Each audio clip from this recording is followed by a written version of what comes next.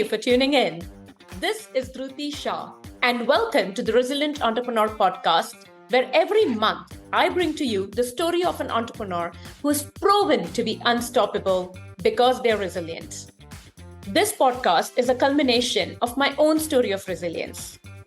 As someone who taught herself early on to be mentally tough, I came to realize that success stories are great to remain motivated, but true learning happens when you fail, you stumble, you reflect, and you rise. This podcast is an attempt to bring to you, to my listeners, the situations that test your nerves, your grit, and your resilience. If you listen closely, you will hear the entrepreneurs reflect. And who knows, you may have some light bulb moments yourself. The Resilient Entrepreneur is brought to you by C2C OD, a firm that specializes in bringing people and strategy together. With that, let's meet my guest today. Coming right up.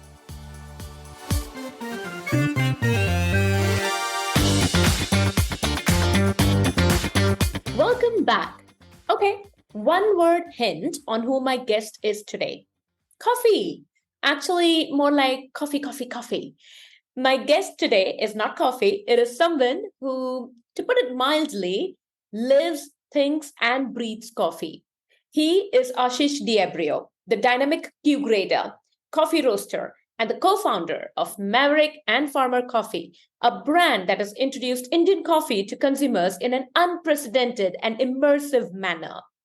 Renowned for its culture of experimentation and innovation in crafting distinctive flavor profiles and unearthing hidden nuances within coffee beans, Maverick and Farmer has consistently introduced groundbreaking coffee beverages expertly presented to captivate all sensory faculties.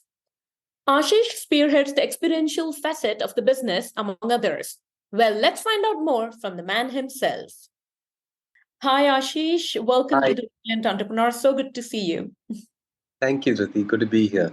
Ashish, would love to understand from you what has been your journey like at Mavericks and Farmer, and maybe before that as well. The journey has been great in the coffee business. I've been on this journey for, I think, 14 years now, where in 2012, we started with probably one of the first artisanal coffee brands in India called the Flying Squirrel. And at a point when freshly roasted and ground coffee was almost an unknown in the market. When people thought coffee, they only thought instant coffee. Yeah. And at that, we felt we wanted to bring in a better presentation of Indian coffee. We grow a lot of coffee, but India really doesn't know how and hasn't really experienced it in the way it should be apart from that. So my partner, Tej, who's also a very old friend of mine, we studied together in college. We decided to set up this online store where we would roast once or twice a week and supply and sort of deliver freshly roasted coffee, customized as per grind size, etc. to our. First, we started off with friends and family, and then it just grew from there. And yeah, since then, we sold that company in 2018, and then we started Maverick and Farmer in 2018. And it's been phenomenal. It's been really great. And I think in spite of whatever's happening in the Indian coffee industry, it's like really buzzing and there's so much action and activity happening. But I seriously believe, and as probably one of the oldest players in this business, I feel that we're still at the tip of the iceberg. There's lots more to come. Absolutely. And I remember going to the Flying Squirrel in Kormangla. It was above B Blunt, the salon. Yeah. And I fell in love with the place. I went there in 2013 and we were looking for a place that is, Indian, serves good coffee. And I remember the counter space and everything that you'd created was it was so good to just look at, and of course the coffee was phenomenal. So I remember that experience very well. And that's why Maverick and Farmer, when I ordered I think you have a blend called Tall, Dark, Handsome. Yes. And I absolutely loved it as well. So this interview is very personal as well for me because I'm a lover of coffee. And we grind the beans at home and we make our coffee as such, the cappuccino and flat whites. So yes, this is fantastic. You said that you started the Flying Squirrel. Right. You had an online store, and Right. then Maverick and Farmer happened for you. So you've been a serial entrepreneur in that sense, always sticking to coffee as the core. What I would love to understand is in all the formats that you've had, right? And I believe you have a coffee plantation as well, somewhere around Kurg. Is that right? Yes, my partner does. Yeah, he's the farmer. Okay. Yes, the plantation. Yeah. And you're the Maverick. No, no, no. Okay. Great. So my question was that of all the transitions that you've had from the Flying Squirrel to the online store to Maverick and Farmer, what are some of the challenges that you faced, Ashish?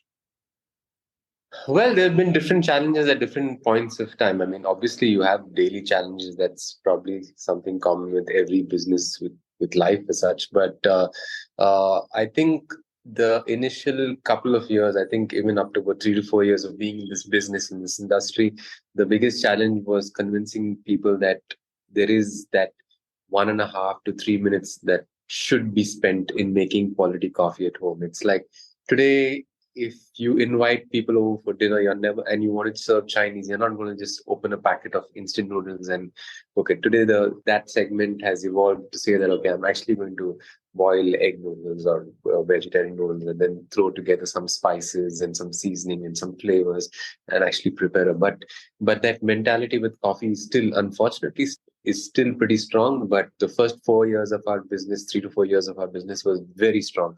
People just associated coffee with instant coffee. And for them, the thought of actually, bringing home a packet of freshly ground coffee and then that you had actually brewed and extract coffee from that was very alien. And some of the biggest complaints to get was some very angry middle-aged people calling and saying, I'm mixing and mixing your coffee and it's not dissolving. There's something wrong. Take it back. And so, yeah, I mean, it was fun also because at that point we did participate in a lot of events, on-ground events. There was a lot of farmers markets and stuff like that that's happening all over the country, and we participated in all of them. And we actually showed people how to brew. So it took some effort to actually convince and change people's perspective and make them realize that there's a huge difference between drinking instant coffee and drinking actually freshly brewed coffee. So that challenge was, I think, and I think that was shared by, there were two other players at that time. There was Blue Tokai and there was another brand called Indian Bean. And I think we all started within 2 to 3 months of each other. So that responsibility was sort of shared by the three brands at that time. And for about 2 to 3 years, there was almost nobody else in the market. Then the challenges became different, wherein I would say, as a slightly more established brand, the entry barrier actually for this business is very low because if you just think that you know how to taste coffee, you can just connect with any coffee grower and producer and just get coffee beans. You can just get it roasted at somebody who will roast coffee for you, and then you just to actually start a website. I mean, to design a website today is not that difficult, right? Because there are Mhm. so that are so DIY that anybody, almost anyone, can actually set it up. So therefore, then the entry barrier became very easy, and it was not only dependent on taste and someone's ability to understand what good coffee is, and that sensory appreciation of coffee was not a mandatory for you to get into the business. So then suddenly we saw this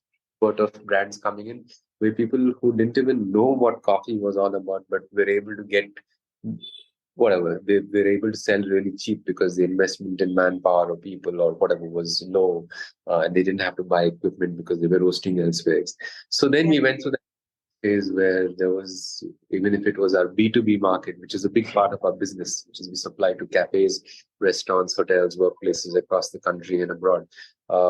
We would always find people trying to undercut us. And in fact, at one point, we decided to stay away from social media where we talk about where our coffees are being served, because people will look at that as a sales target and say, okay, let's go and target that out. And then if you were selling at say 850 rupees a kilo, they would go and say, I'll give it to you at 750. So that that entire game was going on. But obviously, once you mature and stabilize, you're no more able to reach those price points. I mean, to operate within those low price points if you want to serve a quality product. Yeah. So both from a customer side, from a consumer side, that is the cafe owners or our own B2C customers, there was a certain evolving process that happened where they really just understood, okay, it might be cheaper, but it's not as good as uh, what I was paying. I mean, when I was paying a slightly higher price. So that was probably the next set of challenges that we faced.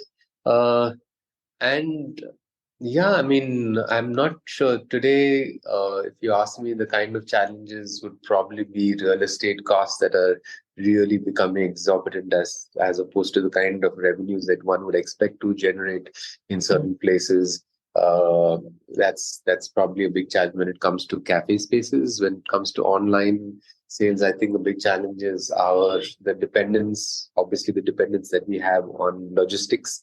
There are actually very few quality logistics Yeah. players in the market, and the prices are really high. The costs are really high, and we are not able to pass these costs on completely to customers because obviously it is still a price sensitive.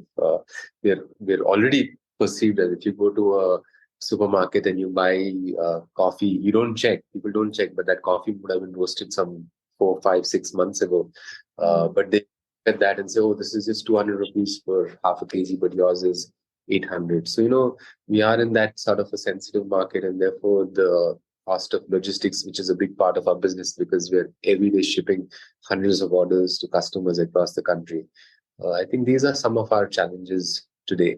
And yeah, of course, the entry barrier is still low, and we keep having these little challenges that come about. But those things, I think, over a period of time, they sort of stabilize and mature. Right. And so I'm hearing a lot of challenges in that sense, right? Of course, there was one part where you were educating the customers and creating awareness or what it means to have a fresh cup of coffee, not the instant type, right? And there was, of course, the competition and the logistical nightmares that you could be facing sometimes. So, what really keeps you going? And the passion is coming across very clearly for what you do. What else keeps you going in that space, Ashish? Well, coffee is a fabulous beverage, and the way we looked at it right from day one, I think from 2012, when people were still talking about wake up and you need that morning jolt, look at us, and you need your wake up magic potion, then you need to buy coffee from us, etc. We never ever spoke that language. For us, Mhm. it was like it's again, if I were to look at a different industry for comparison, you can get drunk on any alcohol, right? But then you choose a certain kind of wine. Rather you can get drunk on any wine, but then you choose a certain quality of wine, a certain maturity, the kind of grapes that are used, etc. Because you're looking for just more than feeling high and happy or whatever. So if you want to experience flavor profiles, finer nuances of that wine, etc., the region from which it's going, and coffee is exactly the same. Actually, it's not about caffeine, the caffeine jolt, etc. I mean, that's great. It's there, and I think people get over it pretty fast. But Mhm. what remains is the kind of flavor, the kind of experience on your palate that coffee brings, Yeah. the kind of stories, the kind of it's just so. It's actually therapeutic. I mean, I brew my coffee every morning, and at least 2 to 3 cups at home. I pour over, and it's just. I mean, I don't even play music during that time. I just want to watch. I want to take in that aroma. I want to touch. I want to feel the temperature. I want to Yeah. experience coffee on my palate. So coffee is a lot more than just caffeine, and I think that's what keeps us going because there's so much you can do with coffee, and there's so many things you can create. There's so many experiments just waiting to happen, and our entire Maverick approach to coffee is, I think, what makes us unique and exciting. Wherein we're not adding flavors or we're not adding any artificial fragrances or aromas or anything, but with just what we have on the estate that we also refer to as a 140-acre laboratory. We're doing so many experiments there with coffee, the way we process it, the way we dry it, the way we store it, the way we harvest it, cultivate it, water it, lack of watering. All these things actually have a direct impact on the way coffee tastes. So it's more than a full-time job. So Of yeah. course. Yeah, it's like you eat, drink, sleep, breathe coffee in that sense, right? Because you're constantly thinking of ways to innovate. And I can hear, and I've heard and read your articles as well. I've heard some of the interviews that you've given. I can always hear this one aspect where you're talking about experimentation, and that Right. is so integral to your entire brand, the name itself, Maverick, right? Trying out something, being independent, being bold. Along with that, of course, Ashish, comes a lot of risk taking, right? Right. And the ability to take that risk, to build that appetite. How do you keep going? And I'm alluding to, what kind of mindset would you have to be Right. able to take that risk and rein it, in that sense? So how do you go about that? Well, the risk taking is again we're talking to a customer set that has a very similar mindset to probably all of us. Because Mhm. when we travel, when we eat, when we drink, when we meet, when we go out, whatever, you're constantly looking for experiences that are very different, that are very unique, that are off the beaten path, that are off the right. So obviously, we are also talking to customers with this mindset, and trust me, there are tons of them in this country today. People who are also willing to take that risk with you and say, okay, I'm going to pay 550 for this pack of coffee, and probably I'm going to risk it. I might hate it, but I might love it. And so therefore, and more often than not, there are the tasting notes that one can read, etc. But the things that we create are mostly, I would say, appreciated. Of course, it goes through a little bit of a check already on the estate, and our process actually, the bulk of our work begins now. I mean, I'm talking about the non-cafe work. I'm talking about Mhm. the coffee work. It starts in the middle of November when the harvest season is on. Okay. And then, so we are on the farm most of the time. We are the first lot of harvest that happens, the first few tons of coffee cherries that are harvested, are a lot of that goes through. So all the ideas that we've had through the years, saying, why don't we do something like this? Why don't we smoke it? Why don't we add this kind of yeast? Why don't we process it? Why don't we let it ripen on the tree completely? So all these experiments that are on paper, we actually put them down into practice for the first 15 days of harvest. We do Mhm. tiny little batches, and then we dry it out. We mill the coffee till you get your coffee green beans, and then we roast it and we actually taste. So we Mm. taste like multiples of roasts and different cups, and then we sort of evaluate. Probably, I would say last year, out of some 27, 30 experiments that we did, we actually ended up with only 4 or 5. Wow. Uh, yeah, because then you say, okay, it was a great idea, but it didn't really work. It was good on paper, it didn't work. This looks stupid on paper, and it looks even stupider on on the yeah. So that all that is there, and so that's the risk you take, because it brings you joy, and because you're creating something new all the time. Mhm. Uh, there is also the confidence that even I think the Maverick customer also is a Maverick and is happy to take that risk with you and decide. 9 out of 10 times, I think it works out. Even at the cafe level, we created this drink called the clarified cappuccino, which was completely unheard of and a very different way of drinking a cappuccino. It was a cappuccino that's almost transparent, right? So, and then we started it in a slow manner when we started our cafes in 2020. Mhm. But then today it's one of our star beverage. Like they come to Bangalore and they say, okay, I need to go to Maverick because I have to taste this clarified cappuccino. I've heard so much about it. Mhm. Uh, and it's pulling people into our cafe. Our Maverick approach to coffee itself is pulling people into our cafes, onto our websites. Yeah, so I think it's a risk, but it's worth taking to be Yeah, different. and also in your cafe, I've heard you have acoustic evenings or something like that. You're a performer yourself, is that right? We do all sorts of things. I mean, as long as we're having fun, as long as our customers are having fun, I think Yeah. it's good. Mm. And therein lies such an important message, right, for all entrepreneurs, I think. And I think from the whole experimentation point of view, I can hear a lot around meticulous planning, the ability Right. to call your own BS and say, hey, you know what, this is really not working out. I mean, let's just move on from there. And constant improvisation. And I can also hear things like, the joy that you have in creating what you truly care about, and just being at it, right? So how did you? What I'm really curious about, and I'm sure our listeners would be too, is how did this entire thing come to being for you in that sense, right? If you have to go back Mm, at the days before the flying squirrel, right. is this something where you saw a white space and you're like, okay, this is what I'm going to target? Or is this pure passion, right? That, okay, I'm going to recreate the coffee market in India? Or what was this a result of? So multiple, I mean, it's different factors. I feel A is I'm an avid coffee drinker, and it's not just happened because of this coffee wave that's happened in the country over the last whatever number of years. Mm. But I grew up in largely a coffee. Like my grandfather was a coffee planter. My mom didn't take it on, but all my uncles and aunts were all in the coffee cultivation business. Growing up in Mangalore, coffee was a big part of our lives, and we all grew up on the the beautiful South Indian filter coffee, which I still Yeah. love. We are probably one of the few brands that's considered this hipster brand, but still has the South Indian filter coffee on our offering with chicory. We don't look down on chicory either. We think it's a great cultural icon. Probably it's really nice, and lots of people from abroad come to India and they want to try this chicory coffee. And I don't know why a lot of our Indian customers, the new age coffee drinkers, look down on it. But anyway, so in Mangalore, that was a big part of our lives. Growing up, coffee was very integral to our culture. But then also, we along with three other partners of mine, we co-founded an advertising and design agency in 2000. So straight out of college, we started this, and I've never really worked for someone else for even a day in my life, I think.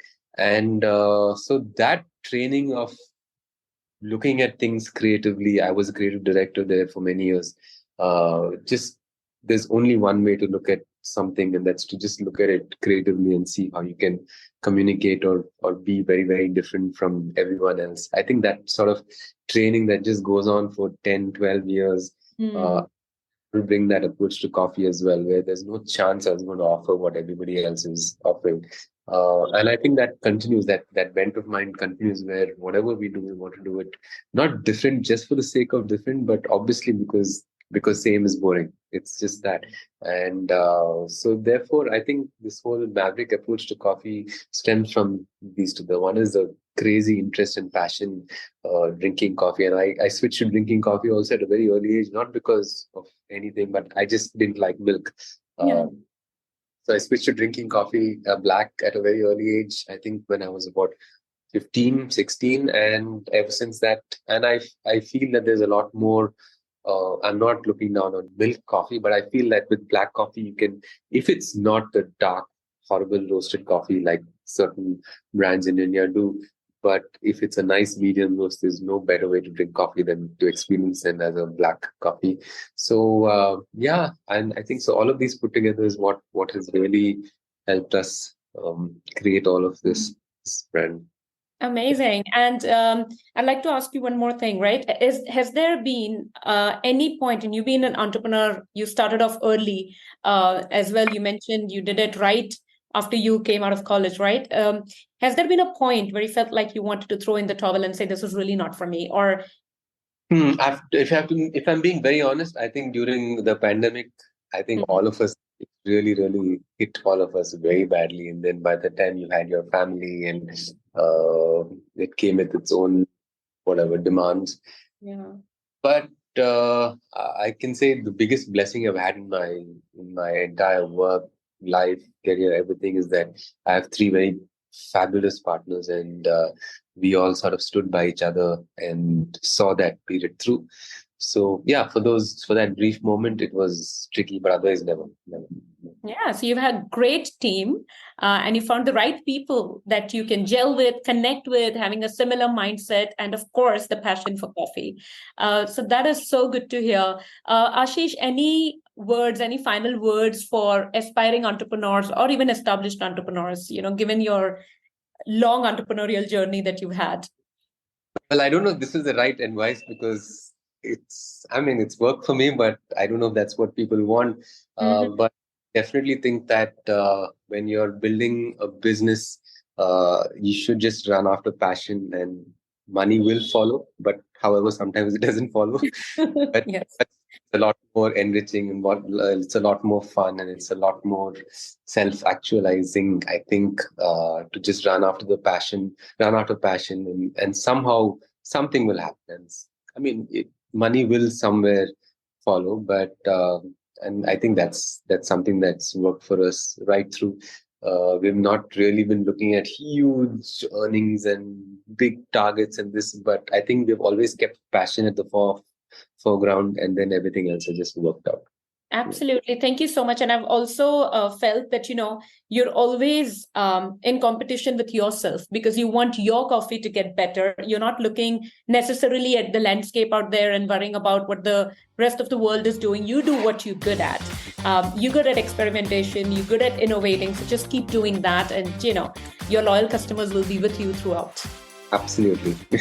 Thank you so much, Ashish. It's been an absolute pleasure speaking with you. I really appreciate this. Thank you. Thank you.